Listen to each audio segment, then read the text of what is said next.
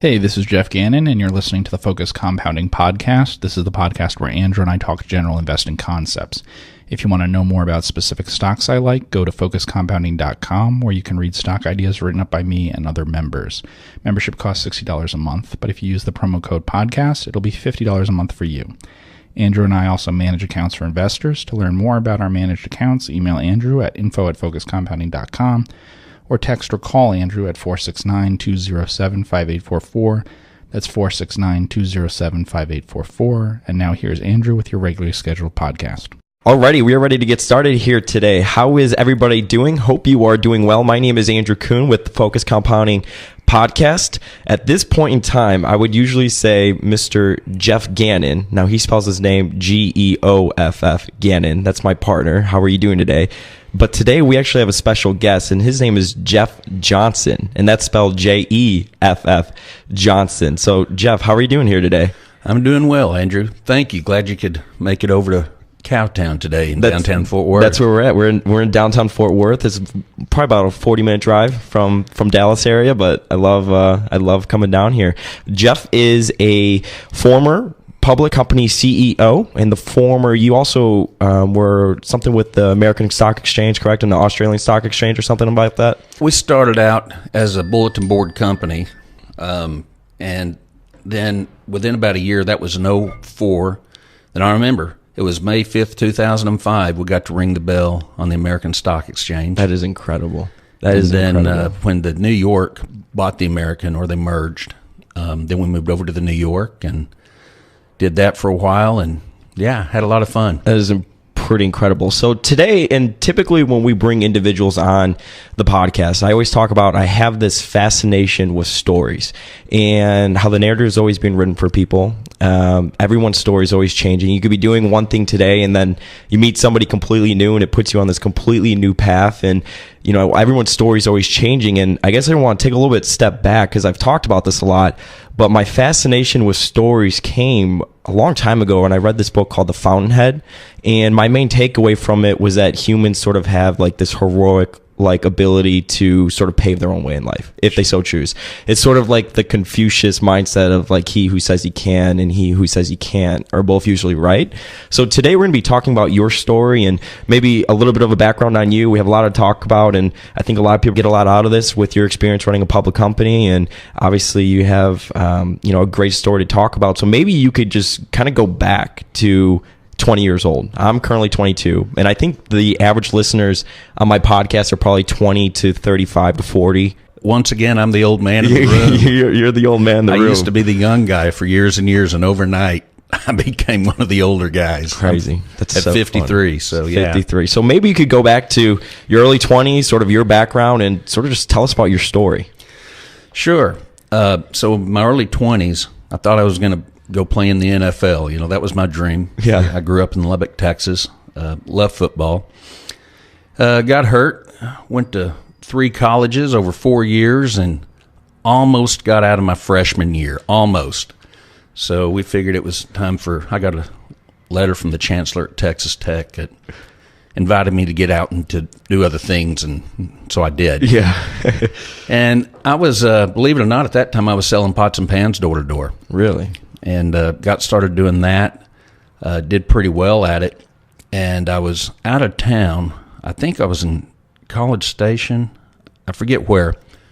1987, the movie Wall Street comes out, the original Wall Street.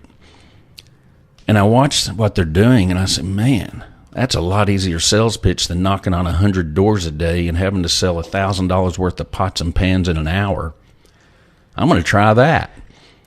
So I went and took my 7, passed it, and got on with a small firm and went up to New York to train for about a month, and came back. And within 6 months, that really wasn't what I wanted to do. I always wanted to get into the oil business. I grew up around it, didn't know anybody in it, but it just kind of gets in your blood, just like probably Wall Street does for guys living on the East Coast, just being around it. So were you cold calling, I'm guessing, back in those days, and sort of like a boiler room type of setup, or what was that like? Yeah, so there was a firm in Dallas called Touchstone Capital, you may have heard of, and they were raising money for a company called Chesapeake Energy. A little company called Chesapeake Energy. There's a little brand new company that Aubrey McClendon and Tom Ward founded.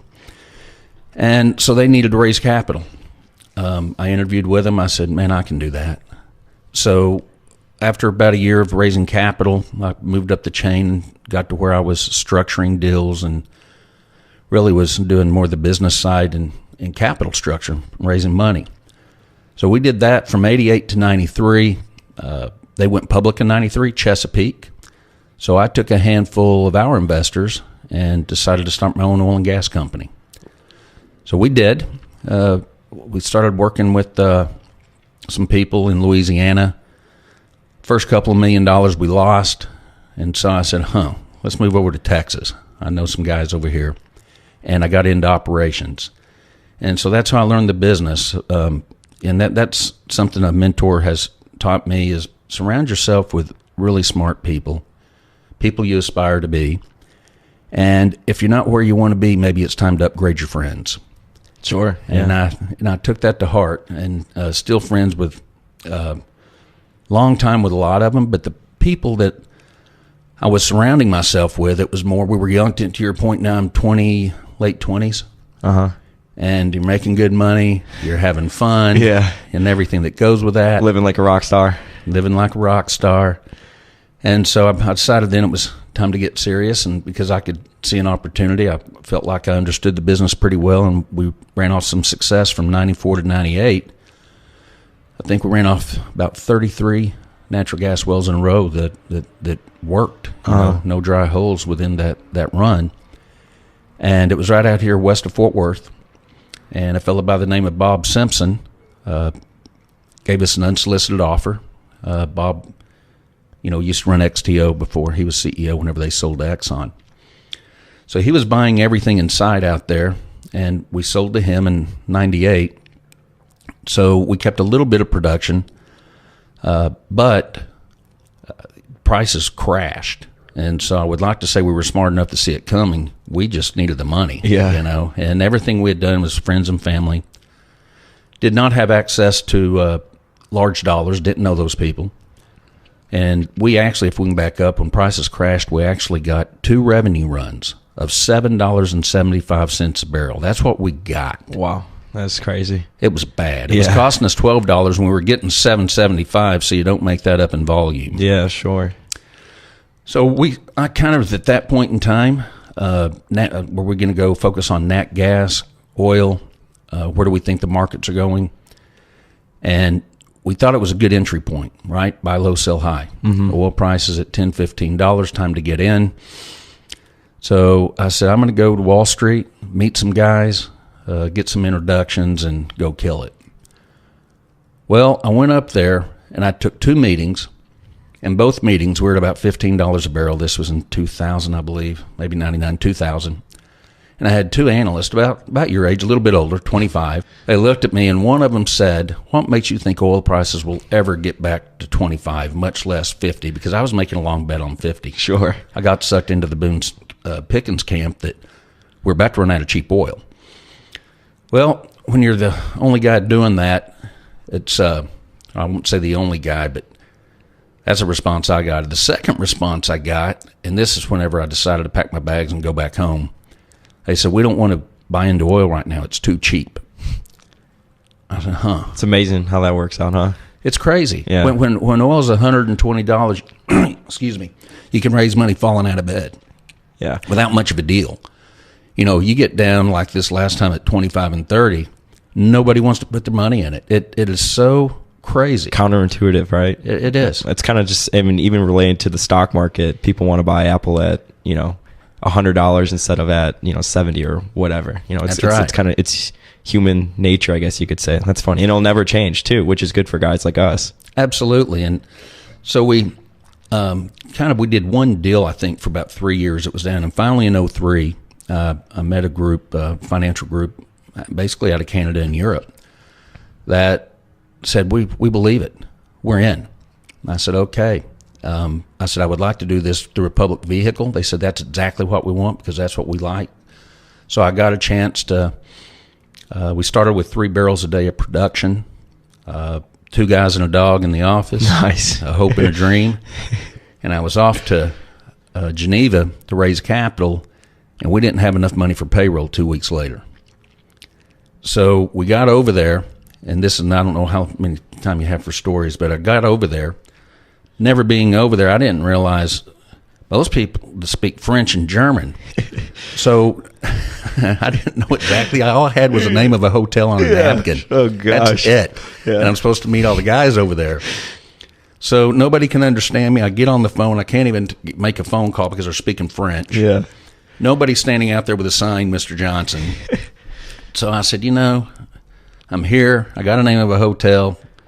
I'm just going to enjoy it for a day or two and see what happens. Yeah, sure. So I go get in a cab. Cabbie speaking French. I give him this napkin. He gives me the thumbs up, and we're off and going where I don't know. This guy from Lubbock, Texas. It's so out of his element. That's right. Yeah. And when you're from Texas, anytime you're speaking around foreign language, or at least I do, you always get this Mexican accent, right? Sure. Like you're speaking Spanish. Yeah.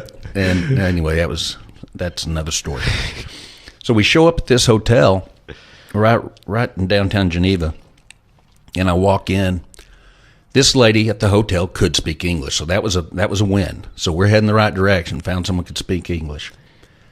And I said, room for Geoff Johnson. They said, we don't have a reservation, and they're sold out. There's a big convention there. Oh, gosh. I said, you got to be kidding me. I turn around, and Christos standing over there says, Geoff. I can't sound, he's Greek. I can't sound like Christos. I turn around. He says, come here. He said, we've been waiting on you. We've got meetings lined up. Okay, things are looking better. We're there 2 days, raised $6 million, came back, and then that was in 2004. Then over the next 4 years, we were right on prices. So something that there's a lot of things a lot of rich guys do that have in common. You work hard, you take risk. Their faith, their family, their friends are very important to them. If you take care of those three, finances tend to take care of themselves. So when we got back, prices were at 30, going to 50. We didn't know they were going to go to 148, but we rode the ride. Wow. And then they crashed from 148 back down to $32, and from 08 to 09. And we had about $100 million outstanding with Union Bank and some other Wall Street guys. We survived the downturn. And in December 10, I decided to leave the company. Mm-hmm. I'm a build-to-sell guy. Yeah. We got through it, and I needed to spend some more time with my family. That's something else I'll tell you. Tell your kids you love them every day. You don't have any yet. Spend time with the family. That's awesome. Spend time with your family and find a group of guys that you can trust, that can mentor you, and guys your age that you can work with, and stay close to them. Yeah, and we talk about that a lot, how, obviously our business and everyone listening, quite honestly, it's so dollars and cents. It's always about money, and unfortunately, but obviously there's way more important things than all of that. Absolutely, because I've learned wealth is at different levels for different people. Sure. But if that's what you're working for and that's it, it's never there'll never be enough. And that was Cano Petroleum, not to cut you off. That was Cano, correct? Petroleum, CFW, which you said had a $600 million enterprise value, peak enterprise value. We did. So we had a nice run, and we got aggressive on buying assets. Grew from 2 guys and a dog to about 175 employees. We're operating in New Mexico, Texas, and Oklahoma. And why did you choose to go with the public vehicle? I needed the capital. Okay. I needed the capital. Mm-hmm. And I didn't, my friends and family were not wealthy. Yeah. They had some money, but and that's why we sold in 98. Mm-hmm. We should have been, we got a good enough price, we probably would have sold anyway. But had we had people of means with us, then we would have jumped out and been buying assets in 09 at $10 instead of $30 in 03. It's so interesting to me because you started out before that business, you specialized in it. So when you're specializing in that, and then you decide to become an entrepreneur and start Cano, and then all of a sudden you're running an organization. What was that experience like? It's a lot more than just 2 guys and a dog. Now you're managing people, and people have mortgages and they're depending on you, and their kids are depending on you, and you're managing over 100 people. One of my goals early on, getting back to finance, I wanted to run $1 billion company. I said, let's turn this into $1 billion company. Didn't quite get there, but we got close. But along the process, And a lot of guys your age won't remember this, but there was not Sarbanes-Oxley, or what you call SOX. All this came about while we were public, a lot of changes in rules and regs. And so during that process, they made it I think it's a crime, actually, where CEOs sign off on bad financials. Yeah. I'm going, oh, my gosh. I said, how does a CEO at any company know every number on the financial statements to be true, at a big company or small company? So I had to go start taking some accounting classes at night. Yeah. I called some smart people I knew. I said, look, I got to learn this stuff. Yeah. If I'm signing off on it. So it was a great process to make myself go through that out of necessity, because I sure as heck, you don't sit around and say, you know what, I'm just going to go take some accounning classes. Yeah. You just don't do that. Sure. So learned quite a bit about accounting and finance through it, met a lot of good guys on Wall Street, learned about the processes and how it worked. And overall it was a great experience. I got to sit on the listed company council on the American Stock Exchange and New York Stock Exchange and help, come up with ideas and, just meet a lot of good people. Great a lot of other CEOs and hear what they had to say and learn a lot. What was your experience like? Because, again, I'm coming at it, and a lot of people listening are coming at it from, I guess, more of a analyst type position. So you have somebody like you who took this from, 3 or 4 barrels to 2,000 plus or whatever it was. So Correct. This is your baby, Correct. your lifeblood. And then you have some analysts on the other end of the side of things who are expecting next quarter earnings, and as if like they know your whole business and you're not there 24 hours a day grinding it out. So what was that experience like, dealing with, I guess, that side of running a public company? Because that's got to be tough. That right? was an eye-opener too. I was very fortuitous to have a mentor who was my CFO named Sam Smith.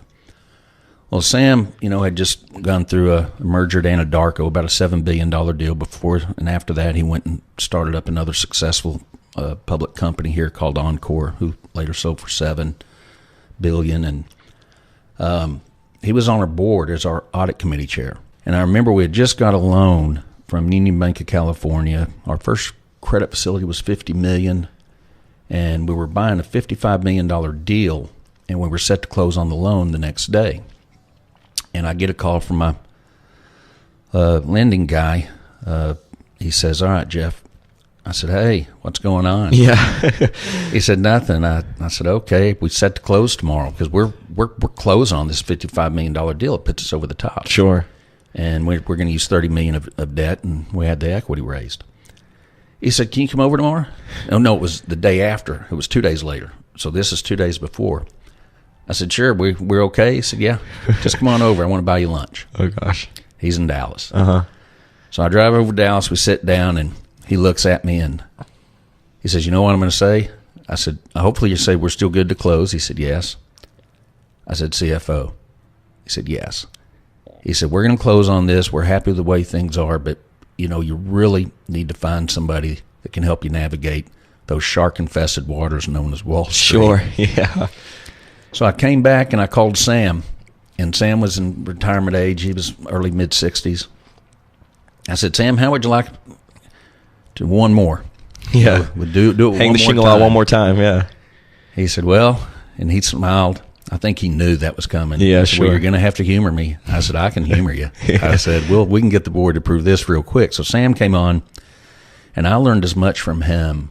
I was so blessed to have, golly, 5, 6 guys, 20 years my senior, or in one case, 40 years my senior, Yeah. that would just take time. And I'd encourage you, back to your earlier question, ask somebody. Yeah. If you're looking for a mentor or input, you got to ask, because they're not going to volunteer it. They're busy, but more times than not, you're going to find successful people are willing and want to help the next generation that's coming up, because you guys are going to be taking care of us one Sure, day. Right? yeah. Right? Do you think it's because they remember what it was like to be 20, 30 years old and just kind of starved for knowledge and just wanting to get after it? Absolutely. When you sit here, and I'll just use my kids for example, and it's this way with young men that we work with. When you've been in the ball game, you can kind of see what the pitch is coming, or at least there's going to be one of 2 or 3 pitches. I know Sure. that. Don't know which one, but here's what you need to be looking for. And you see guys at the plate that just get their knees buckled because they have no idea what's coming, and it's only because they just haven't had the experience. I mean, they're talented, they're smart. I mean, my gosh, you guys now, it's amazing with all the technology and how you guys understand it, and literally I can get information now from analysts or someone that in 5 minutes that would used to take us 4 or 5 days. Wow. It's just, and information is powerful, and how quickly you get it is powerful. That's a market advantage, competitive advantage, I believe. So I got off on a tangent. Where were we? Definitely. No. So that's great. So then you left to go spend more time with your family. I did. So this was sort of a new era of your life. And then what did you do during that time? Where was the price of oil at that? Because we're going to get to what you're currently doing now, which I guess this all sort of ties into that. So where was oil at when you left Kano? Yeah, so at the end of 10, it's on its way back up. I'm going to say around 70. We can look and see 78. So on its way back up, I left, and I said, okay, we'll wait for the next correction. I'm going to go spend some time with my family. I did not do, from 04 to 11, I worked a lot. Sure. I was on the road, but, that's just what I did. So 11, it gets up to 100, goes over 100. I said, okay, we'll see a correction here in about a year and a half. 12, it's over 100. 13, it's over 100. 14, it's still over 100. And I said, man, did I miss this? Yeah. I said, I know we got more production. We can talk macro if you want to. Sure. I said, but the numbers, it just doesn't add up. And you had the, all the new fracking that was coming on, horizontal, the Permian Basin that was just really coming on, Bakken, Eagle Ford. Really, to be honest with you, it performed a lot better, a lot quicker than I thought. So then 15, it was over 100. Then mid-15, it started coming down. I said, okay, this is it. And we watched it, and in January of 16, got back down to $26. I said, okay, this is our entry point. This is what we need to do. So I called up a friend of mine who's in the building. He's a pretty good-sized builder here, both commercial and residential, and he had told me, he said, Jeff, I want to diversify into the oil business. When you get ready to do something, call me. And I've never really had anytime you have investors, they're partners. Mm-hmm. But I'd never had anybody come in at the beginning with me before, so that was a question. I was prayerful about it and said, this time I want to have somebody with me. It'll help keep me, it's just having someone else to bounce stuff off Sure. of instead of you having to be the guy. Yeah. Every day, every time. Totally. It just makes it's maybe more effective, and I didn't know if it would or not. And he could come at it from a different perspective, I guess, as well, because he's a home builder. Absolutely. Correct? So even if he's not as specialized in oil, maybe there's some thoughts he could have in, inputs. Well, yeah, even though I'm in the water and oil infrastructure business, you still need to be able to think anyway, what are interest rates going to do? Sure. What are the markets going to do? Because all that affects the price of oil, which affects the drilling rate, which affects what I do, Mm-hmm. and that's water transportation and disposal. So we got that actually incorporated April or May of 16. Apis Global Energy? That's correct, Apis Global Energy. And so I got I don't know if you know what a Rolodex is, but it's like today it's all in your computer, in your database. You got the Rolodex out? So I got the Rolodex out, reached out to some of my old Wall Street guys and guys that have brought me deals and said, listen, I want to get into water. I said, I particularly would like to look at Oklahoma, the Stacked Scoop. Mm-hmm. And that was an up-and-coming play. It was early enough to where you could get in at a decent entry price, but I still believe we're like in the first inning of a 20-inning game. I've heard people at public companies say they believe it could be the next Permian. Now that's a little aggressive, I think. Mm-hmm. The Permian's pretty special, but plenty of business and plenty of opportunity out there to get in at the right time and look to exit at the right time. So why water? And I guess more specifically, what are you doing with this water? Because a lot of people listening, maybe they don't, they probably aren't so specialized in it. Yeah, well, water, to drill wells, you got to have a number of things go right. You got to have capital, good engineering, good geology, all of those things. But two things you have to be able to drill and frack is energy, horsepower. A lot of people don't realize some of the biggest cost of creating energy is energy, whether it's electricity, whether it's fuel, whether it's human energy. And the other thing is water. You got to have water to drill down, and you got to have water to frack. Then once you produce a well, when a well is successful and they bring it online and start producing, by definition, it is a water well. And for every barrel of oil that produces, you're going to produce several barrels of water. That's what drives it out of the ground. And as an oil driller or operator, you have to get rid of that water or you get shut down. Mm-hmm. And so we want to be able to transport water and dispose of water. And it's a good margin business. The one thing that it's not going to do, and I tell people what we're not as much as what we are, we're not out here drilling wildcats looking to hit home runs. And some people like doing that. I did it one time in my life, but I believe that there's just as much, if not more money to be made, maybe not as fast as there is drilling wells without taking the risk. Everything we look at, I look at what's the worst thing that can happen. Mm-hmm. When I drill a well, the worst thing that can happen is I drill a dry hole. Well, that's not good. Yeah. In this, I believe the worst thing that can happen is once you capture market share, which we're in the process of doing, then it's just the drilling rate. Because once a well comes online and it's producing, generally speaking, you got to keep that well producing or you lose it. You know, there's certain clauses in the leases that if you go so long without production, then it reverts back to the mineral owner and or landowner, and you lose the asset. So in a low price environment, I feel like maybe our distributions that we pay out might contract a little bit. Uh-huh. But as prices go up and more rigs go to work, then of course it gets more competitive, and so you can raise your prices a little bit and still capture some of that upside. But we think it's just a great way to have exposure, to the energy cycle without taking the risk associated with that. They're having the drill wells. Yeah, it's really unique, because it's funny when you think oil, everyone always thinks drilling, probably a bunch of leverage, a bunch of risk, etc. Kind of boom or bust. Mm. So it's a different way to sort of play the cycle, which is obviously great. What did Cano do with the water back in the day? Well, that's what made me think about this. Yeah. Even though we were a $650 million company, which is reasonably small for this industry, it'd be a small cap, we were pretty well vertically integrated. So we had our own drilling rig, we'd have our own completion rigs, and we had a lot of our own water hauling trucks. And we'd sit down quarterly and would look at the water and what we'd spend on it, and I'd think to myself, why are we drilling wells? Why aren't we just in the water business? Yeah. Sure. And I never forgot that. And then I spoke to, matter of fact, a couple of other gentlemen, 20 years older than me, have kicked it around with them, and they said, we've thought the same thing. And I said, well, that's what I'm doing. Is it because it's not sexy, per se? Is it more that the numbers are different?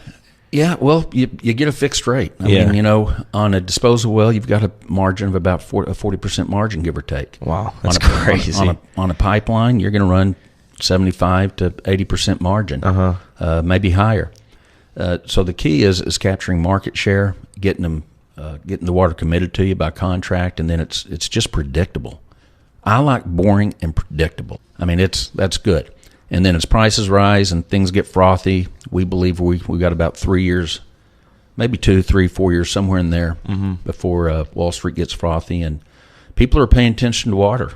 There's some big money going in, private equity, and I can see how private equity like it because of the predictability of it. I guess there's that margin of safety there. Absolutely. Your risk is going out and grabbing market share, and then after that, once a well comes on and produces, you've pretty well de-risked that because they're going to keep producing. Mm-hmm. And then the biggest risk in this is your drilling. Mm-hmm. If drilling shuts down, then that's going to affect how much your growth can be. And then if that happens, you need to be able to tap the brakes a little bit and stay in there and be ready for the next opportunity. Mm-hmm. So when you started Epis, did you know that you were going to go into water then? Was that the plan? No. Because I guess what is Epis? With Epis? Yeah, yes, Epis Global Energy. Yeah, absolutely. So we bought a little bit of oil production, but prices ran pretty quick this time. Mm-hmm. I mean, they went from 30 to 50 to 60 in just a few months. Yeah. And I'm not going to pick the top, I promise you, and I'm not going to pick the bottom. Yeah. But if you can get that bandwidth where you're near the bottom and then develop your model while the overall markets are improving, then sell as you go towards the top of the market. That's the plan. But yeah, Epis, that was the plan, water. And we didn't know where we could get an entry. Our first choice was the Stack Scoop in Oklahoma, but we considered, Eagle Ford, Barnett, Bakken, but we found a little company, which I like. So it wasn't startup, it was early stage. They've been in business about a year. Used mom and dad's money, their own money. Started it with a single truck in December of 16, and I got a phone call about September, a little over a year ago. A guy that I'd done business with, he said, "Geoff, I think I found a fit for you." I said, "Okay, let's get on the phone and chat." Got on the phone with Austin, chatted. I said, "I get it. Another mentor told me if you can't explain it in about 30 seconds, or if you can't explain it with a crayon and a napkin, it may be too complicated." Yeah. So I get it. I said, "If you're growing it from 1 truck to 5 trucks, you're out of money, so you either got to sell the company or you want to grow it." He said, "That's right." I said, "Well, what do you want to do?" He said, "We want to grow it." I said, "Well, who else are you talking to?" He said, "Well, we've talked to a couple of East Coast firms, private equity. They don't understand the business. We're not comfortable with them. We'd prefer to have someone come in that knows a little bit about the business, that can bring a little more than just money." Sure. You can bring your Rolodex. You can bring the experiences out there. And that's exactly who we were looking for. Somebody that we could share our experiences with, leverage upon what they got, and provide them capital. So we did that, I guess, about a year ago. We started, and now we've grown it to 18 trucks. We're trucking for some really solid companies. We've just got a water disposal well down. We need to drill another. We'd like to get 10. Is that the saltwater disposal well? Saltwater disposal well. So can you explain that process? Because I think that's pretty interesting, Sure. where you're actually hauling the water too. Yeah, so let's say a driller calls you up, or operator. They say, "We've got a well we just drilled and fracked," and that means that they used anywhere from 500,000 barrels to a few million barrels, depending on where you are. And once you drill the well, in a frack job, all that is, that's short for fracture. Mm-hmm. You just put a lot of pressure underground, and you do that with water and chemicals. You pressure it up so it'll go out into the rock, because the well doesn't sit down there like in a swimming pool. Okay. It's tight and in a rock. Mm-hmm. You fracture the rock, water goes out, then behind it comes sand. So sand will come behind it to prop open that rock. So the water will flow back out, that rock stays propped open, and as this water flows back out and comes back to the surface, you better have your trucks there to start hauling it off. Yeah, sure. You better have your track shoes on. So that's what we call flowback water. Mm-hmm. Then after a few weeks, when you get through getting all the flowback water back and the well just is producing, like I said, for every barrel of oil, it produces a few barrels of water, because that rock naturally has water in it, and it will come back and is a byproduct of the oil, and by definition is a water well. So then you'll continue to truck water on a daily basis, and then the next phase is preferably then laying a pipeline to it. So it's a process where you get in early whenever they're drilling and fracking, do a good job on the water. You'll keep the well for about as long as they have it. Mm-hmm. Wow, that's pretty awesome. I'm pretty curious to hear about for Epis. It seems like you purposely didn't want to go the public vehicle route this time. I mean, with your background, it probably would have been pretty easy to go out and raise whatever you wanted if you want to pull out the Rolodex. And from what I understand, and I do know, you are going more to individuals. Correct. This time with Epis. What was the decision like there, and why? The decision was lucky. It was the Jobs Act of 2014.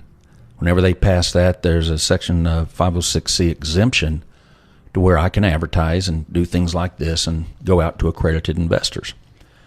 And that wasn't available before. So effectively, simply said, we're trying to bridge the gap between Wall Street and Main Street.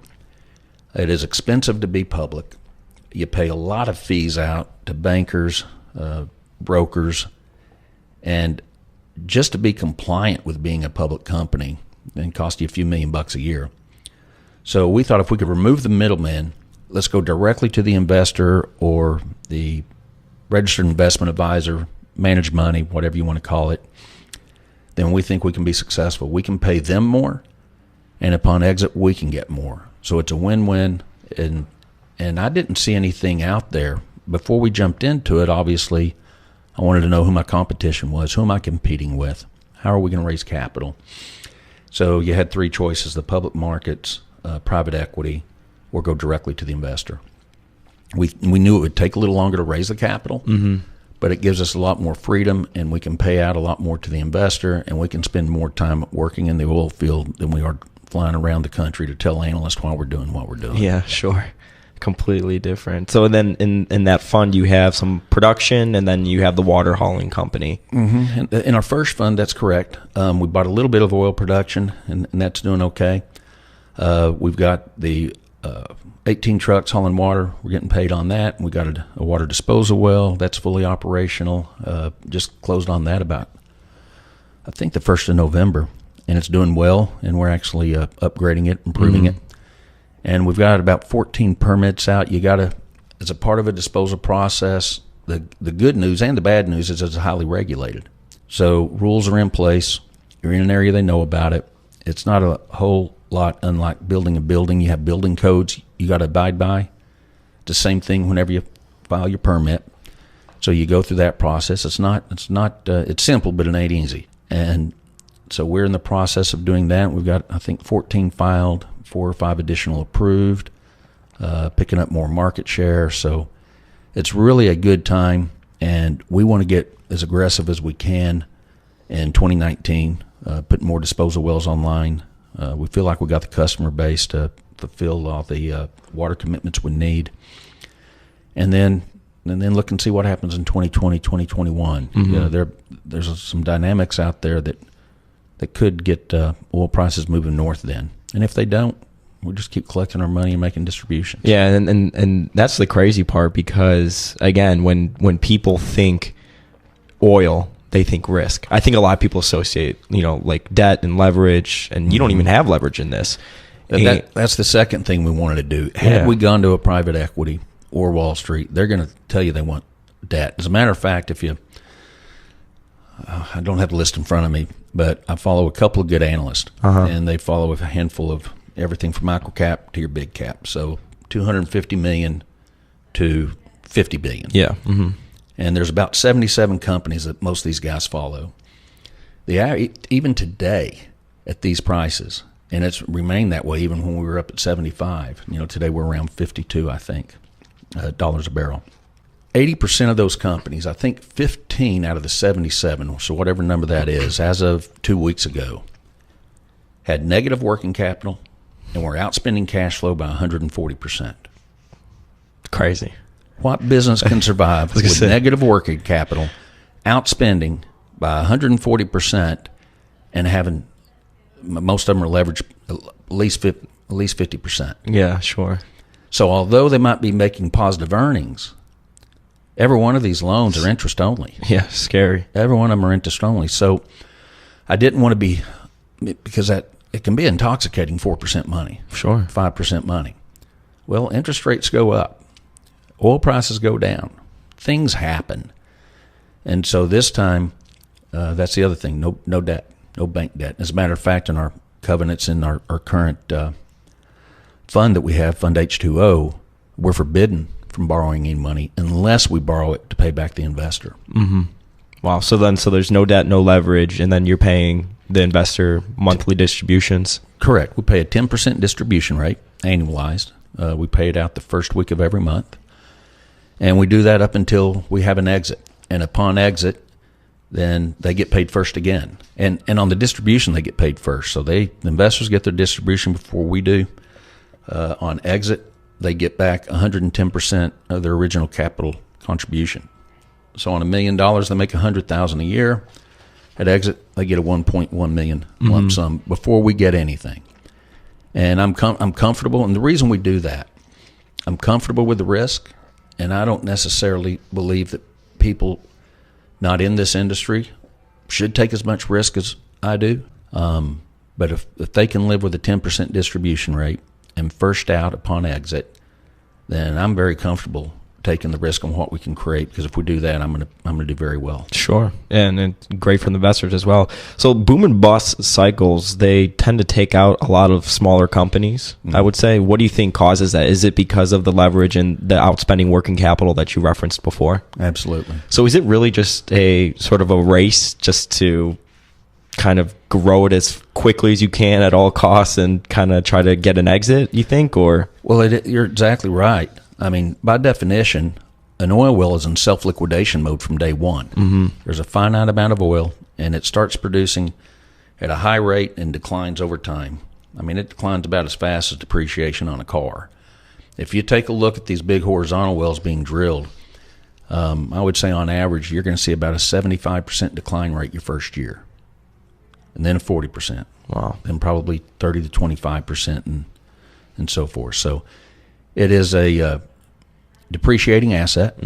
So it better what we call payout. It better pay back the investment quick, or you're going to be on a treadmill. Yeah. And most companies are on treadmills.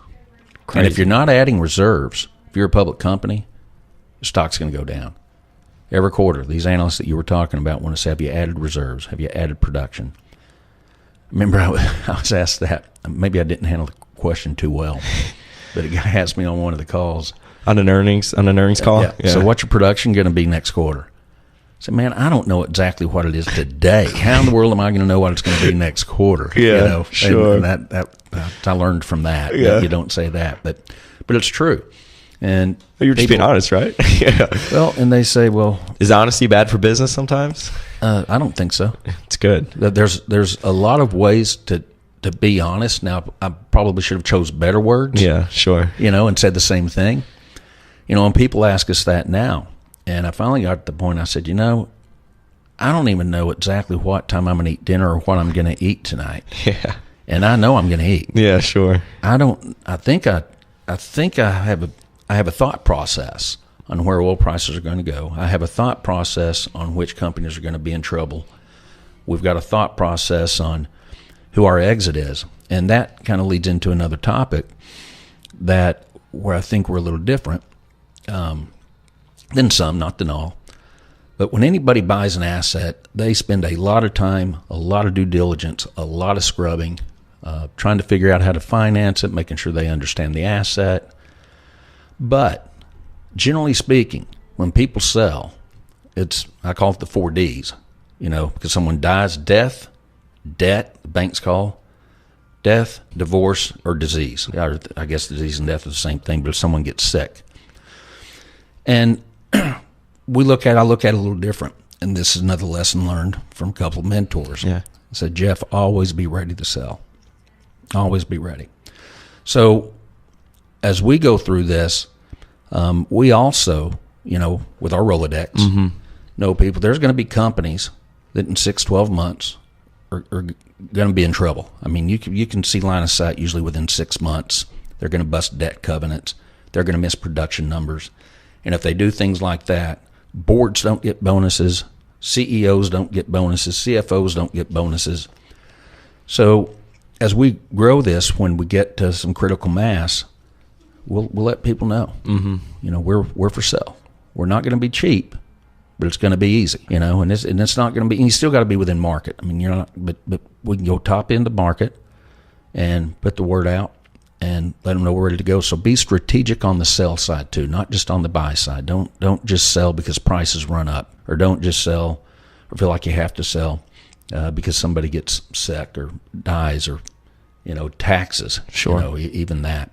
So we believe we're going to be strategic, and by not having any debt, it allows us to do that. Because you could just sit there and keep clipping, right? That's right. Yeah. And when you go to sell, that's something else a seller looks at. Well, what's their motivation? If they got debt, is the bank breathing down the neck? Yeah, sure. And so it's having options is important, and it's just amazing by not carrying any debt. And it is so contrarian to people in REITs in real estate. Even my partner. What do you mean we're not going to get any debt?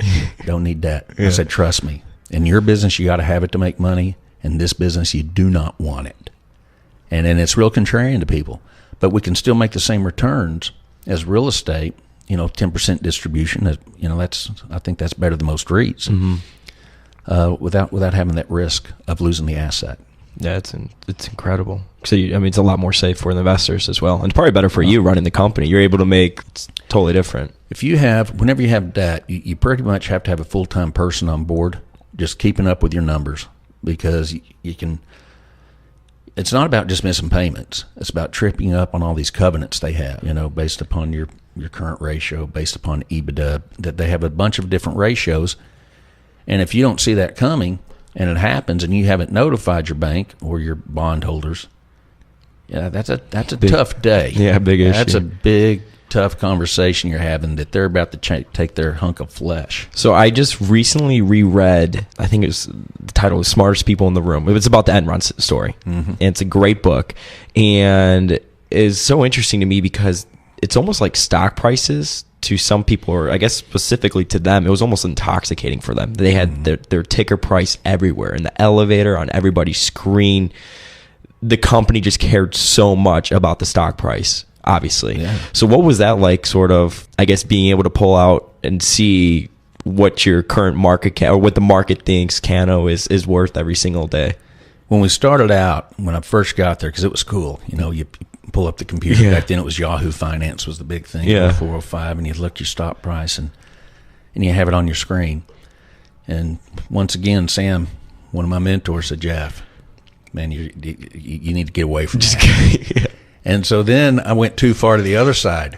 I wouldn't look at it every day. At closing, you need to know. Yeah. And I get a phone call, about 10 after 4 Eastern time, from a couple of our big holders, say, "What happened to the stock today?" And the last thing they want to hear is, "Well, I hadn't even looked at it yet." So I got to pull it up real quick, take a look, and say, "I don't know, nothing's going on here," but there's a balance like everything. Yeah. But as a public company, especially with Enron, that's how they were raising their money. Mm-hmm. It's not unlike Tesla now. Yeah. They got to maintain $360 or write a $900 million check, I think, before too long. So you have a lot of covenant ratios and stock price. You got to keep them at a certain level, and those are two not necessarily the same thing. Running a company and running a stock price don't necessarily go hand in hand sometimes. Uh-huh. Now, you would think that they do. The better the company, the better the stock price, but you can look at companies like Tesla out there who's not making any money. Who knows if or when they ever will? And they're $360 a share. Yeah. And then you can look at other companies that there's a great small oil company out there, Ring Energy. I think they're around 300 or 400, no, probably 500 million market cap now. Great management team, no debt, up and to the right with production. Yet market doesn't care. They've gone from 13 to 7. Yeah. And they got plenty of cash. Yeah. It's crazy. Yeah. It's kind of, and I was, I think Jeff Bezos said, the founder of Amazon, he said that what he's doing right now as a CEO, he's having to perform today for like next year's earnings or 2 years ahead, because a stock price, what is it? It's the future cash flow, so you're having to sort of think about that. That's pretty crazy. So I'm going to actually, I have a couple words I'm going to throw out at you. I heard this on the radio the other day, and I thought it was pretty interesting. So I'm going to throw out some words at you and just get like your quick initial thoughts that comes to mind. Okay. So Chesapeake Energy. Debt. Yeah. Debt. And Aubrey and you knew Aubrey, right? I did indeed. When he passed in 2016, that was tough. Aubrey was a visionary. He wasn't, regardless of what you thought of the guy, he was smart. I heard he was intense. He was intense. Yeah. But he wouldn't take no for an answer, and he'd go in, and you got to have that to be an entrepreneur. Mm-hmm. You've got to go out and do things the way you think they need to be done. Surround yourself with smart people.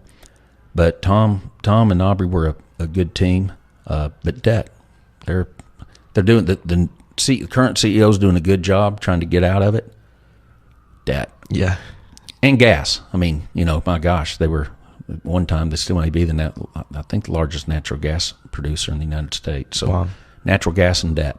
Natural gas and debt. Next, offshore drilling. Expensive, risky, long time frame. Yeah. So from the time you come up with an idea and you want to bring on something offshore, it's 7 to 10 years. You got to have deep pockets. I went non-op. That means I bought a piece. I thought I wanted to get in the offshore business. It's sexy. Yeah. Did it once. And our piece of that well was supposed to be $850,000.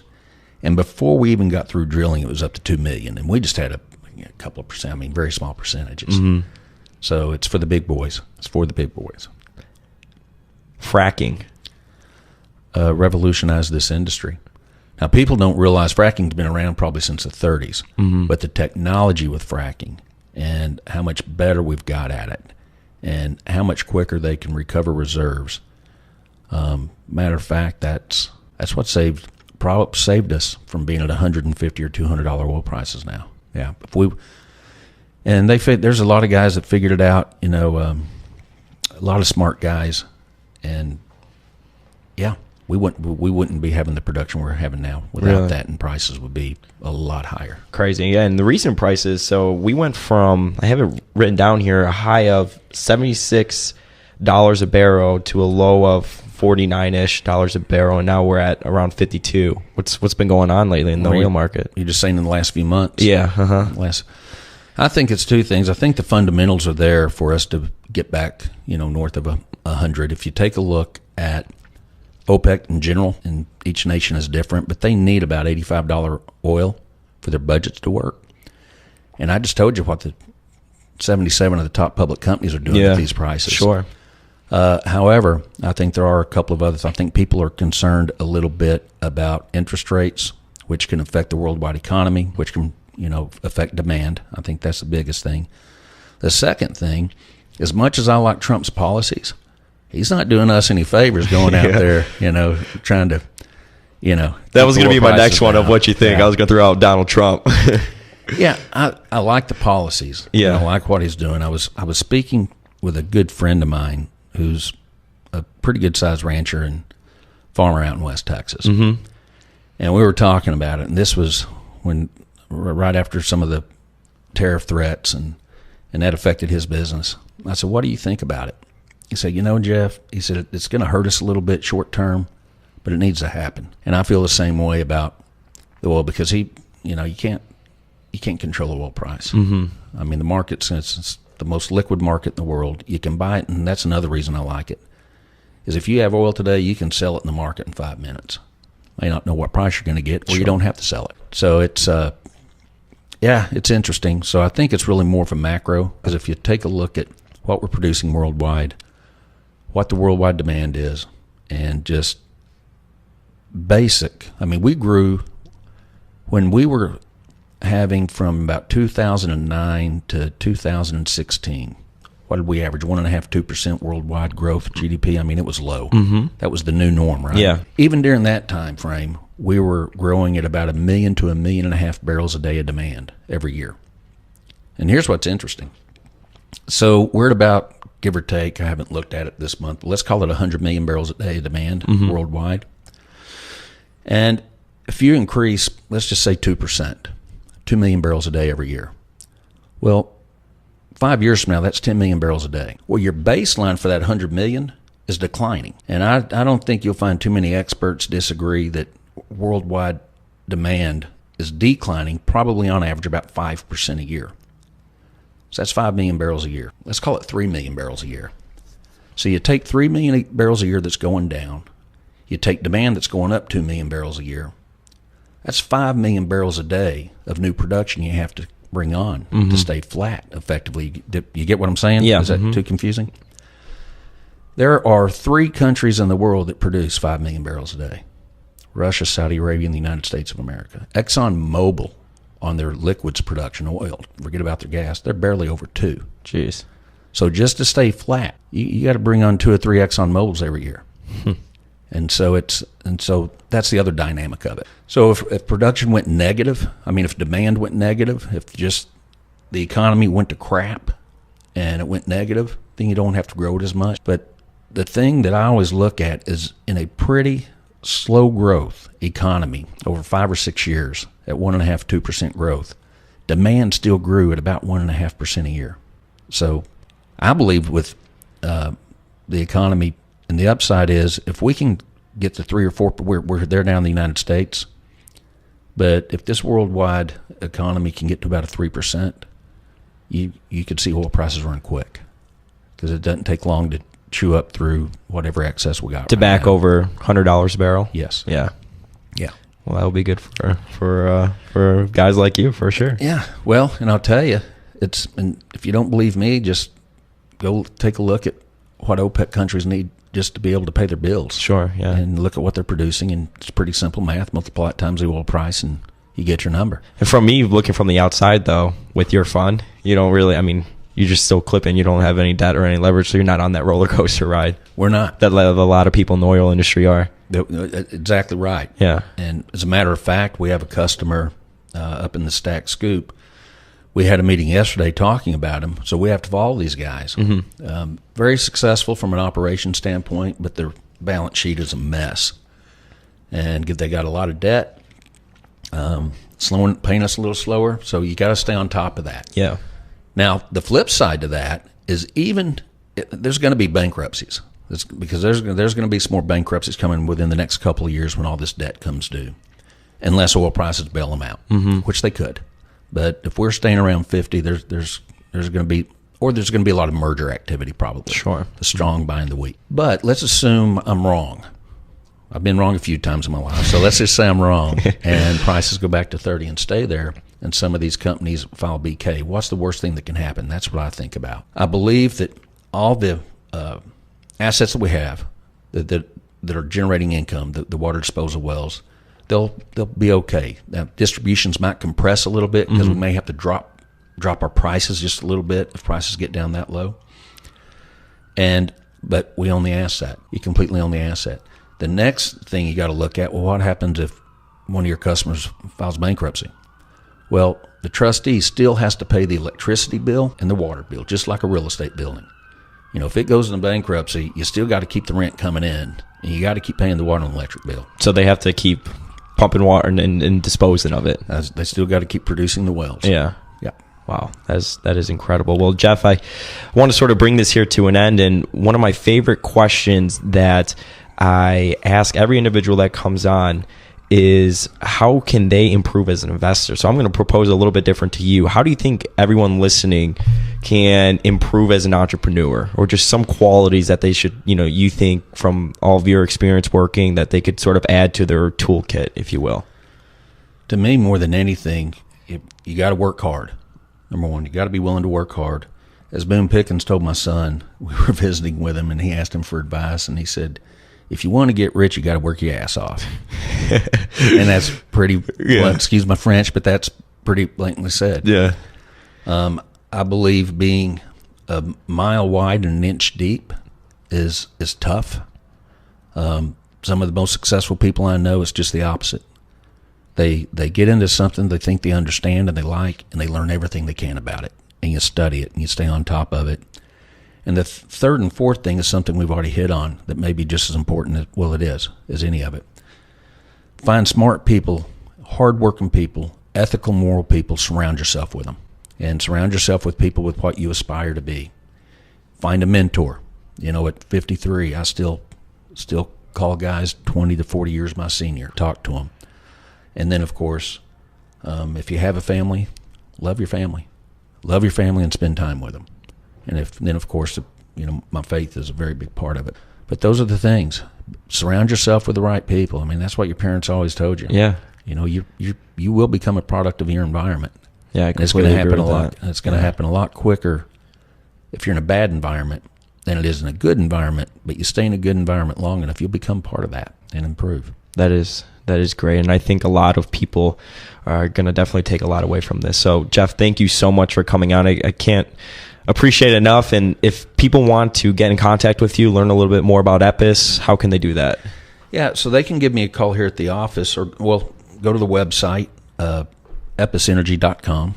They can call us here at the office at 618-316-8777, or shoot me an email, and it's Geoff, Jeff. Yeah, you got it. at episenergy.com. And of course, they can, if they're in Fort Worth, want to come see us. We overlook the square, the beautiful Sundance Square, the beautiful Sundance. I was looking at a big Christmas tree. That's right. I like it. And we're at 500 Main Street up in Suite 820. But no, we'd love to talk to people. It's love the business. Yeah. And I like interacting with people. People come in, they have my cell number. We chat. So that's it. That's awesome. Well, Geoff, thank you so much for coming on, and we'll have to bring you back on when oil prices are going crazy or whatever. But I really can't thank you so much for coming on. Oh, thank you for having me, Andrew. I really appreciate it. Thank you, and thank you very much to everybody for tuning in with us here today at the Focus Compounding Podcast. I'm going to put Geoff's email and all of his information in the website in the show notes, so be sure to check that out if that's something that you are interested in learning a little bit more about. Just a few housekeeping items. If you have gone over to our website, we have added a few different things.